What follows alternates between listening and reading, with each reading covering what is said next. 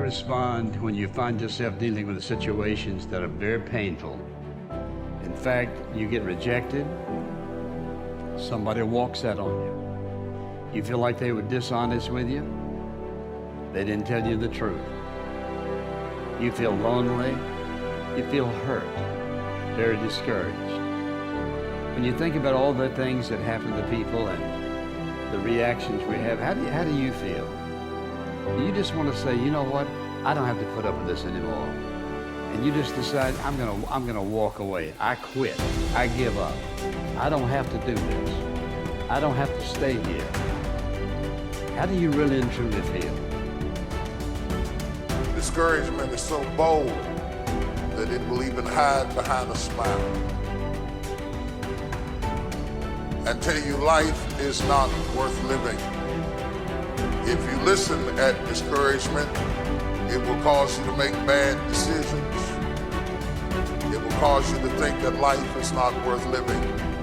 And secretly, behind the facade of a smile and a good morning and a praise the Lord and a how are you, you will wonder if you're ever going to get out of what you're into. And if you're in the process right now, giving up on your marriage, giving up on your job, giving up on your children, giving up on your financial situation, whatever the situation may be, before you give up, you stop and ask yourself the question, does this fit who I am? And this message is all about, listen, it's all about keeping on. And that is to have the courage to keep on keeping on. And if you will listen carefully and apply these points that I'm going to lay out before you, you don't have to give up and quit. There is an answer and a solution to what God wants to do in your life at this point, no matter what it is. It happens to everybody. Here's the other thing, is you look at your goals and look at your dreams. When you're going through some stuff, when things go wrong, don't go with them.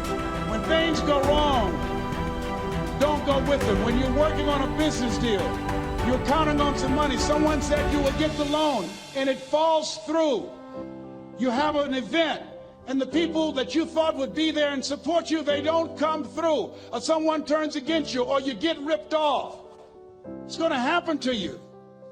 It happened to me. Someone stole all my products. My database, over 180,000 names and addresses. It's not personal. It's going to happen to everybody. It does. 8 out of 10 millionaires have been financially bankrupt. Walt Disney had 7. He filed bankruptcy 7 times and had 2 nervous breakdowns. It's called life. But I got a saying, when life knocks you down, try and land on your back, because if you can look up, you can get up. You've got the power in you to do that. You've got something special. You've got comeback power. Take ownership for your life. Nobody can live your dream for you but you. Nobody's going to take care of your business like you. Stop coming up with excuses. Don't give yourself permission to continue to live a small life. You can't fit a big dream into a small life. Give yourself permission to go for it, to test yourself, to challenge yourself, to live full. Like the saying, always strive to get on top in life, because it's the bottom that's overcrowded. There's something in you that tells you this is not it for you. You have not peaked here. There's more in you than you're expressing.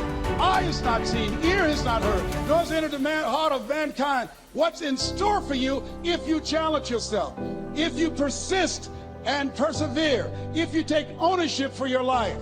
George Bernard Shaw said the people that make it in this life, they look around for the circumstances that they want, and if they can't find them, they create them.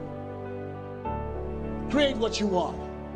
You have the power in you to do more than you can ever begin to imagine, to control your destiny, to make a difference in our children, to make a difference on the planet, to make an impact. Let us say together, it's me. Let us say together, it's hard. Yes, it's hard, and we will do it hard. And once we do it hard, we go through it, we realize it was worth it. And once you discover it was worth it, it is God.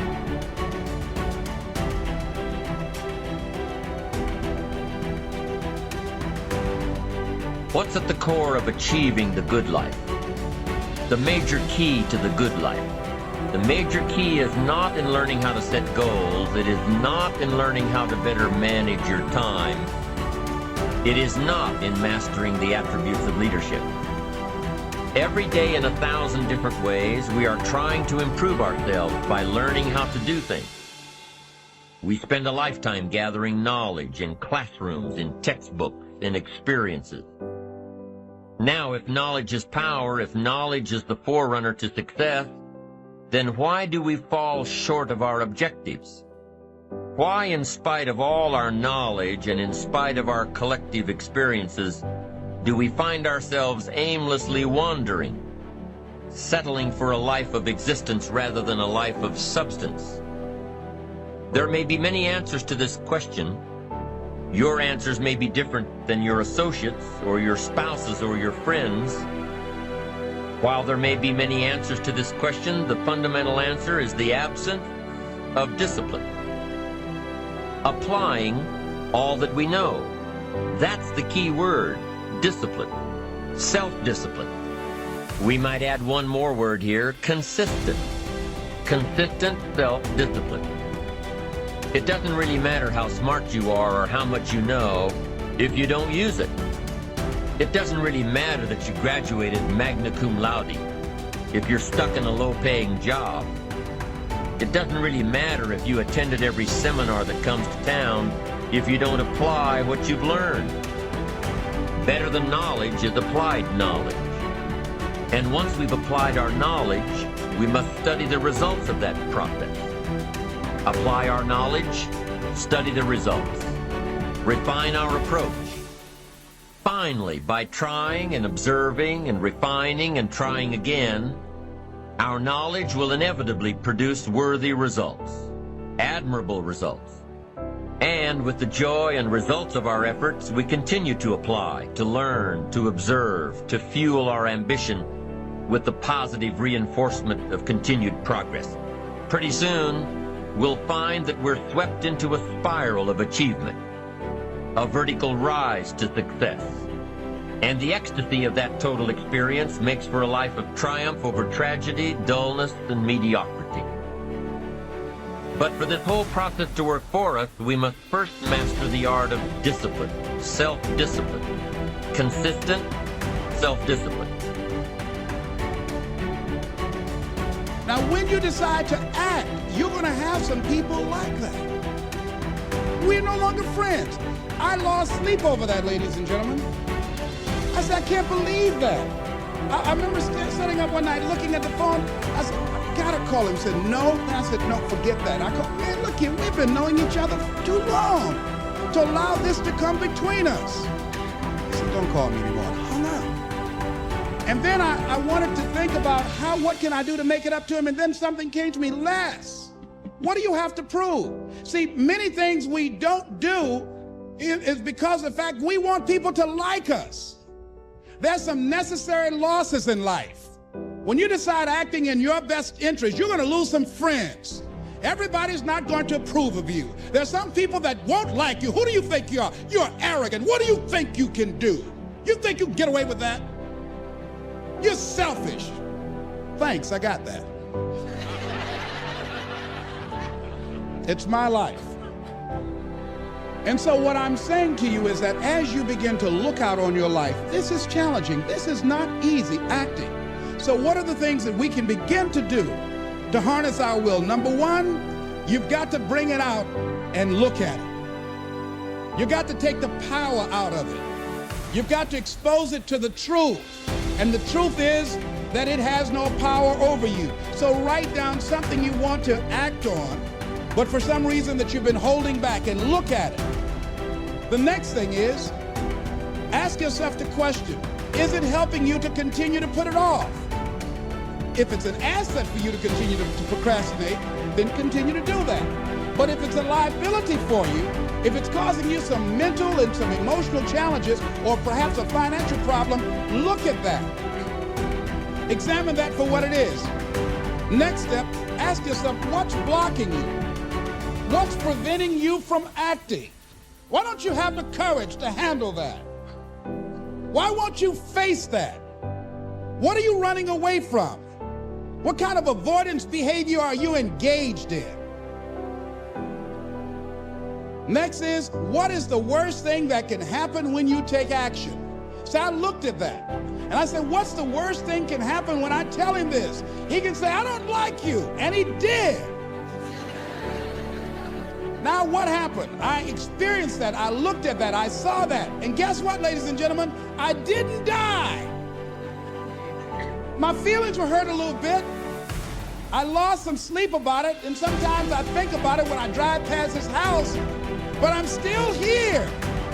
It's uncomfortable, but it's okay. It doesn't bother me anymore. I've gotten used to it now. So what is the worst thing that can happen? I want you to visualize that, experience that, feel the nervousness and the discomfort. And the more you run it in your mind, the less power that it will have.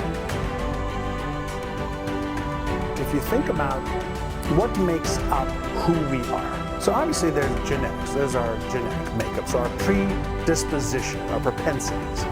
And that makes up a percentage of how we see the world and how we show up. But then the rest of it, we're trained on.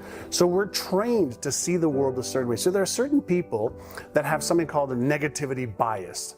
And a negativity bias is nothing more than they see the negative first. It's not that they don't see the positive, but they see the negative first. There's other people who see positive first. They have a positivity bias and they see that first. And the truth is, in almost every situation, in every circumstance, there's both. You can train somebody to recognize that there's always both, just like every inside has an outside, every one side of a coin has another side of a coin, every up has a down. That's called the law of polarity. And in the universe that we live in, there is that law of polarity. And so you can teach somebody, say, okay, if your propensity, if the way you naturally are is negativity bias first, great, be aware of that, then flip over. We call it flip the switch.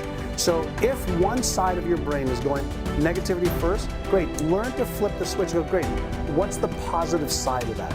That's a skill you can learn no differently than playing tennis or chess or music.